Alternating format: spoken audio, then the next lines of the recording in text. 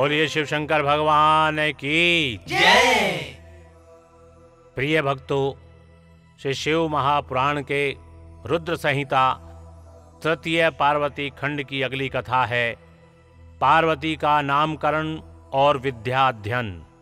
नारद का हिमवान के यहाँ जाना, पार्वती का हाथ जोड़कर भावी फल बताना, चिंतित हुए हिमवान को आश्वासन दे पार्वती का विवाह शिवजी के साथ करने को कहना और उनके संदेह का निवारण करना।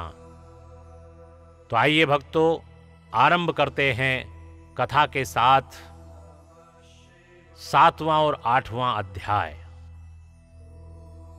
ब्रह्मा जी कहते हैं, हे नारद, मैना के सामने महातेजस्वी कन्या होकर लौकिक गति का आश्रय ले वह रोने लगी। उसका मनोहर रुदन सुनकर घर की सब स्त्रियां हर्ष से खिल उठी और बड़े वेग से प्रसन्नता पूर्वक वहां आ पहुंची। नील कमल दल के समान श्याम कांति वाली उस परम तेजस्विनी और मनोहर कन्या को देखकर गिरिराज हिमालय अतिशय आनंद में निमग्न हो गए। तदंतर सुंदर मुहूर्त में मुनियों के साथ हिमवान ने अपनी पुत्री के काली आदि सुखदायक नाम रखे। देवी शिवा गिरिराज के भवन में दिनों दिन बढ़ने लगी।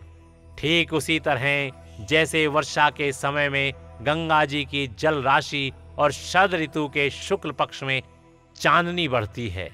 शीतलता आदि गुणों से संयुक्त तथा बंधुजनों की प्यारी उस कन्या को कुटुंब के लोग अपने कुल के अनुरूप पार्वती नाम से पुकारने लगे।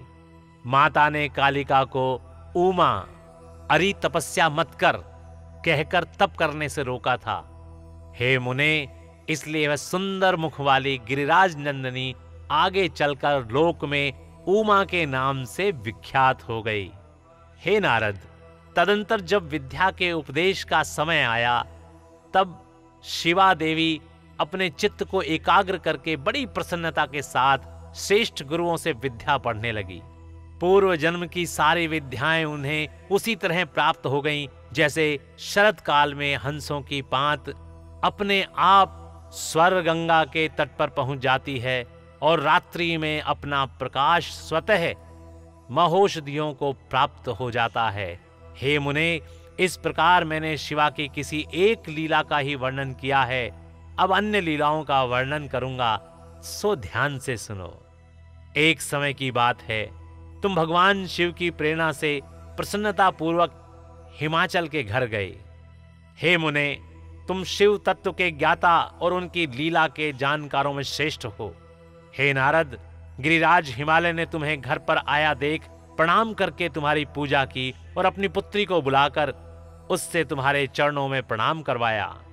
हे मुनीश्वर, फिर स्वयं ही तुम्हें नमस्कार करके हिमाचल ने अपने सौभाग्य की सराहना की और अत्यंत मस्तक झुकाकर हाथ जोड़कर तुमसे कहा।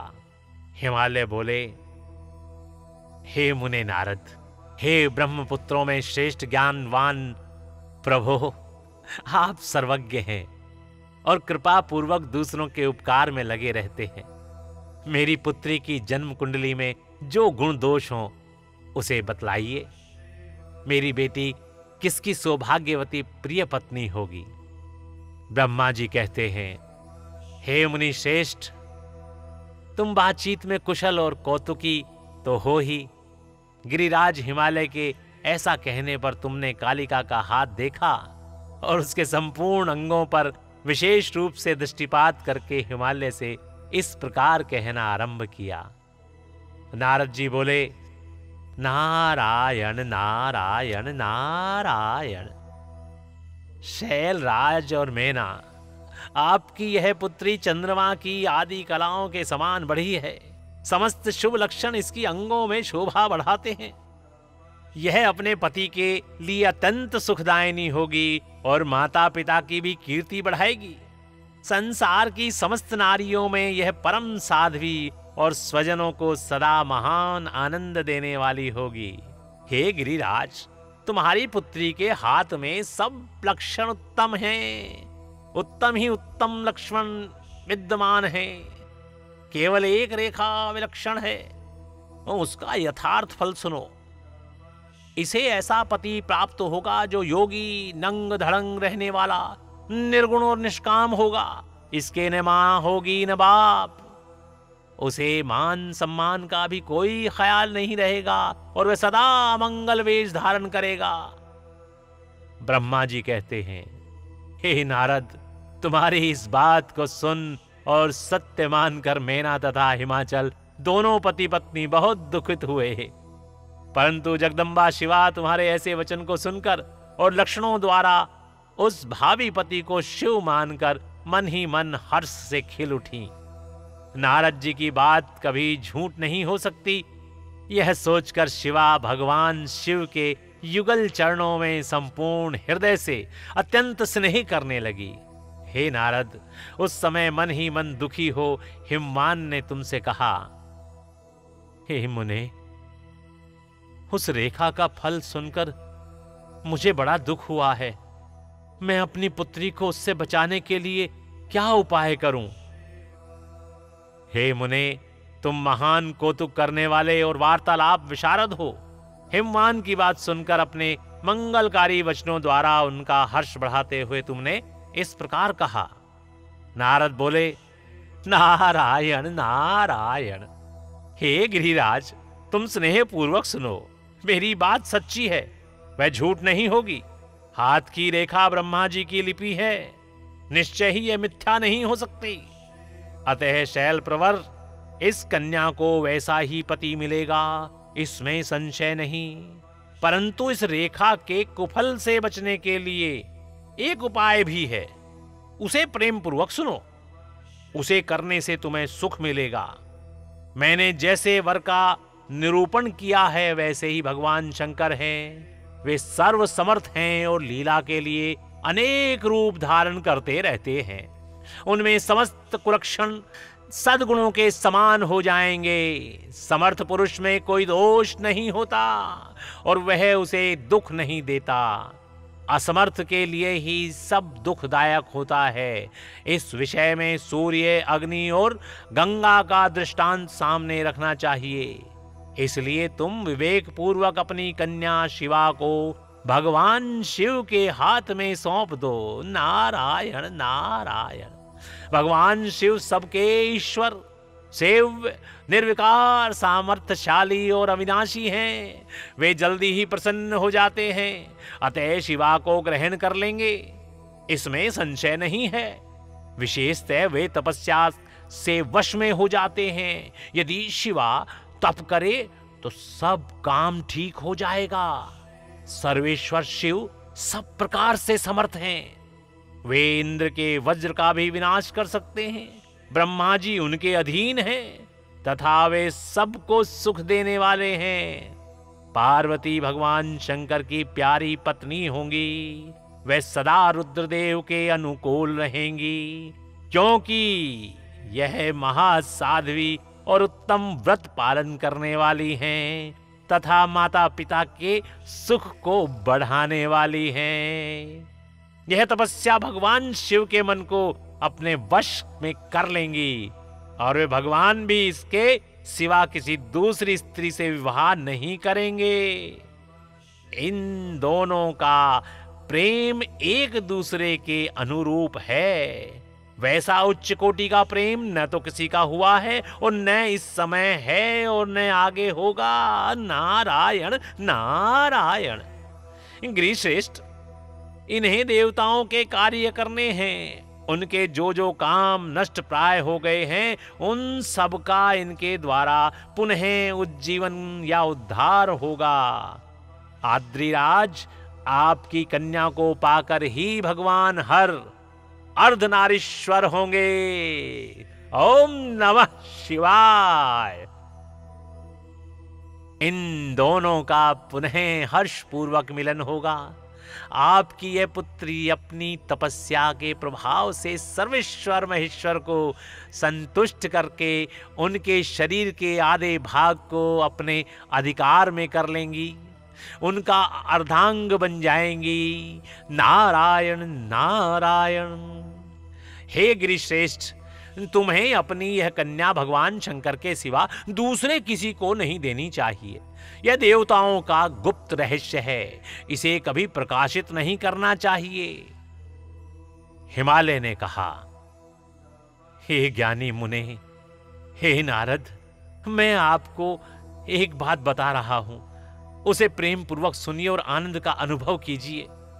सुना जाता है महादेव जी सब प्रकार की आसक्तियों का त्याग करके अपने मन को संयम में रखते हुए नित्य तपस्या करते हैं, देवताओं की भी दृष्टि में नहीं आते।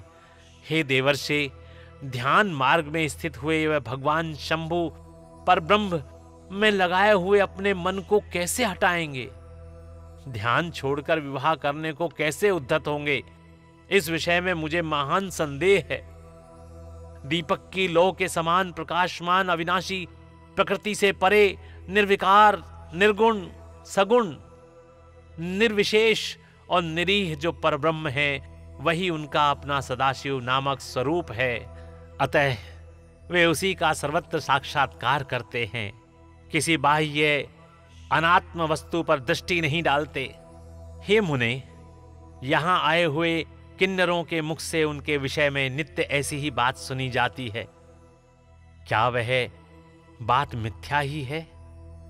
विशेषतः यह बात भी सुनने में आती है कि भगवान हर ने पूर्व काल में सती के समक्ष एक प्रतिज्ञा की थी। उन्होंने कहा था, दक्ष कुमारी प्यारी सती, मैं तुम्हारे सिवा दूसरे किसी स्त्री का अपनी पत्नी बनाने के विषय में न वरण करूंगा न ग्रहण। यह मैं तुमसे सत्य कहता हूं। इस प्रकार सती के साथ उन्होंने पहले ही प्रतिज्ञा कर ली है। अब सती के मर जाने पर वे दूसरी किसी स्त्री को कैसे ग्रहण करेंगे? यह सुनकर तुम नारद ने कहा, नारायण नारायण। हे महामते, हे गिरिराज, इस विषय में तुम्हें चिंता नहीं करनी चाहिए। तुम्हारी यह पुत्री काली ही पूर्व काल में दक्ष कन्या सती हुई थी। उस समय इसी का सदा सर्व मंगलदायी सती नाम था। वे सती दक्ष कन्या होकर रुद्र की प्यारी पत्नी हुई थी। उन्होंने पिता के यज्ञ में अनादर पाकर तथा भगवान शंकर का भी अपमान हुआ देख क्रोध पूर्वक अपने शरीर को त्याग दिया था। वे ही सती फिर तुम्हारे घर में उत्पन्न हुई हैं। तुम्हारी पुत्री साक्षात जगदम्बा शिवा है।